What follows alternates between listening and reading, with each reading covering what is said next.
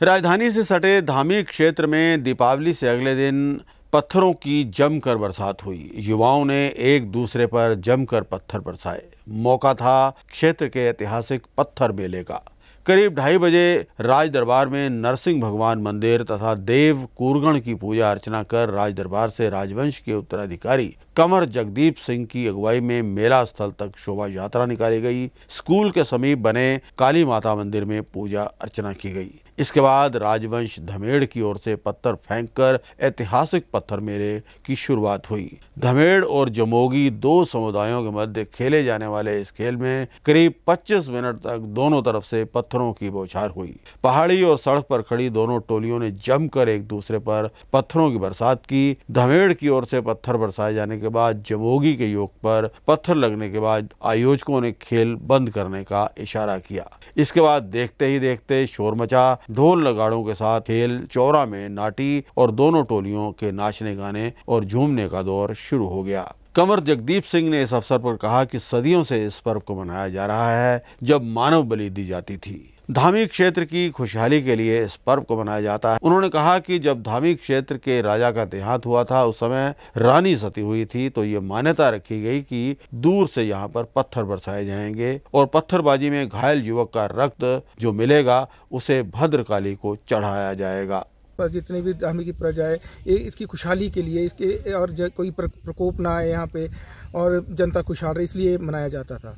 तो बाद में ऐसा हुआ कि जब एक राजा का देहांत हुआ यहाँ पे धामी क्षेत्र के, धामी रियासत के राजा का, तो रानी ने सती होने से पहले वहाँ पे ये मान्यता रखी कि भाई ये जो जितने भी हमारे खुंद थे, एक खुंद बनाए गए जो धामी क्षेत्र के लोग थे, जिसमें जुठौती थे, दगोई थे, राज परिवार के लोग थे और तुनड़ू थे, कटेड़ू थे, तो इनका एक खुद बनाया गया। तो इसमें ब्राह्मण नहीं लिए गए क्योंकि ब्राह्मण पूजनीय माने जाते थे, तो ब्राह्मण को नहीं इसमें इंक्लूड किया। बाकी लोग आपस में एक प्रथा बनाई गई कि एक दूसरे को काफ़ी दूरी से पत्थर मारेंगे। और क्योंकि यहाँ पे मानव का ही रक्त लगता था, तो अभी भी अब जब ये बंद की मानव बलि, तो इस तरह से जब यहाँ पे चोट लगती है, किसी को लगता है हल्की फुल्की, तो वहाँ पे भद्रकाली को इसका रक्त लगाया जाता है। तो शुरुआत तो यहाँ से नरसिंह का जो मंदिर है हमारे धामी दरबार में, इसमें राजपुरोहित पहले पूजा करता है और आशीर्वाद लेता है नरसिंह का कि ये भगवान जी का जो हमारे विष्णु के अवतार हैं, तो उनके आशीर्वाद से फिर हम आगे एक प्रोसेशन जाता है यहाँ से।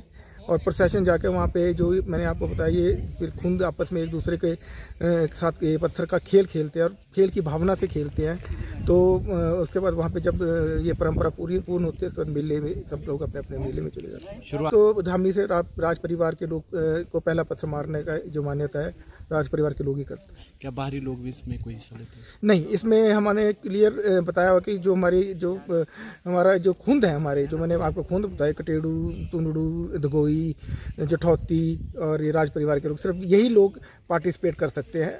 पर अब देश प्रदेश से और बाहर के देशों से भी लोग आने लगे हैं और इसमें शामिल होते हैं, पर किसी को यहाँ पे अलाउड नहीं है कि भी ये लोग हैं। सिर्फ यही खुंद है जिनका ये खेल माना जाता है और जिनकी परंपरा जो जुड़े हुए हैं। क्या इसमें? नहीं, इसमें सिर्फ मर्द ही भाग लेते हैं, महिलाएं इसमें सिर्फ दर्शक के तौर पर आती हैं।